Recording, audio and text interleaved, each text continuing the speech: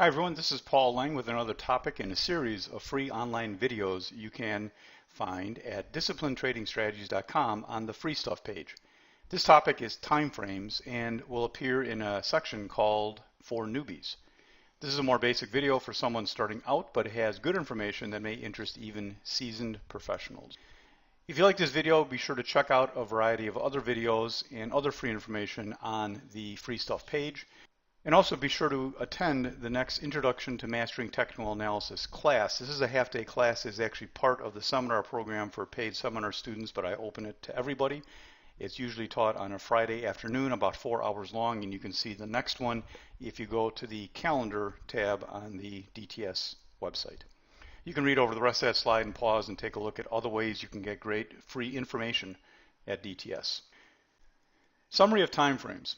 Here are the time frames. These terms over here are pretty well used throughout the industry, but if you see anything that looks a little different, maybe it has my personal touch on it.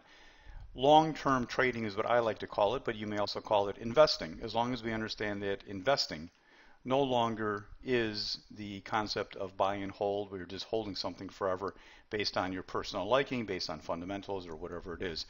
Long-term trading is the longest duration. It uses monthly charts as your time frame of reference, meaning that your strategy would actually lie in a monthly chart. You would get your entry, exit, stop loss, target points all from a monthly chart. And you could be holding for months to years. If the position continues to perform for you, it could be held for years or until it doesn't perform or hits all the expected targets. Next is core trading, which uses weekly charts as a time frame of reference. You'd be taking your signals off weekly charts and you're holding from weeks to months typically. Swing trading, one of the more commonly known terms because you're using daily charts and holding for days typically. I'm going to discuss swing trading more at the end a little bit because there's a little bit of a paradox to it. Day trading, which I'll also be discussing more in a minute, is where you're using intraday charts to hold positions only during the trading day. You're flat at the end of the day. You enter and exit during the trading day. You could be using 60-minute or also known as hourly charts, 15-minute charts, 5-minute, 2-minute, 1-minute, or you could be using any chart that you want to. It really doesn't matter. There is no magic to any chart. It's just that this is what most traders are looking at that if that matters to you. Not so common terms, hit and run swing trading, where you're using typically 60-minute charts to take a position overnight or maybe 2 days overnight as a quick little pop, and scalping, where you're using a 1-minute chart or even sub 1-minute charts known as tick charts to hold for minutes or sometimes even seconds for much smaller moves with bigger share size.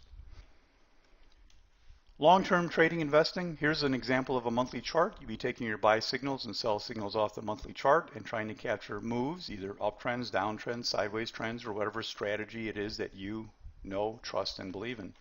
Weekly charts, same exact concepts. Notice that you wouldn't even know what the chart was if I didn't tell you, if I cut the scale off the bottom, but if you look down here, you can tell this is a weekly chart, something where every bar equals one trading week.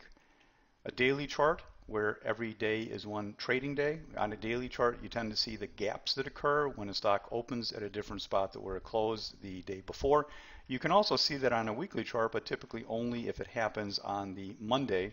Otherwise, the gap doesn't show up. It's hidden inside of a weekly bar. Day trading, I'm showing a 15-minute chart. This one is in a downtrend, of course, so you'd be using it to capture a short sale on a stock. It is falling here, and naturally you could also use 60-minute, 5-minute, 1-minute, 2-minute, whatever else you like. I'm just showing the one example of an intraday chart. These vertical lines show the day breaks from day to day, and that's how many bars are needed to fill up one trading day on a 15-minute chart. 60-minute chart, hit and run swing trading, looking to take a position, get a quick move on it, and maybe hold overnight for the gap up or for the strong move.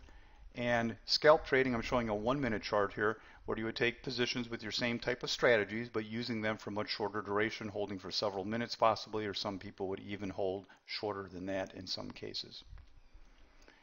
The day trading concept. If you are new to trading, you may not understand what the excitement is about day trading. Why would you do it? Here's the basic concept. Nothing really changes except everything is on fast forward. Since there is no overnight hold, a larger position can be more safely established. Stocks that have a good year and end up 10% higher may actually gain and lose more than 10% many times over that year. That is actually what got me interested in day trading many, many years ago. When day trading, we see many stocks moving 10% in a single day. Every day out there, I'm seeing stocks do this. Example. As an investor, you find a $20 stock you like. You buy 1,000 shares, which uses $10,000 of capital using the standard 2-to-1 leverage. It goes up 50 cents over the next month, which would be a 33% annual rate, which is really a nice move for anybody looking at an annual return. And you sell it for a profit of $500 if you did sell it at the end of that month. As a day trader, you take that same $20 stock you like to move up intraday and you buy 4,000 shares. As a day trading account, you're given 4-to-1 leverage, so you're using $20,000 capital. So you're using twice the capital here, but it's only temporary, and you're buying 4 times the share size. The stock moves up 25 cents in an hour, and you sell for a $1,000 profit. That's all made in an hour. That $20,000 can be immediately put to use if you have another position you like. There is no settlement time or anything else. You can go in and out every 5 minutes, every hour, every 3 hours, whatever it is you like to do as a day trader if you have a day trading account.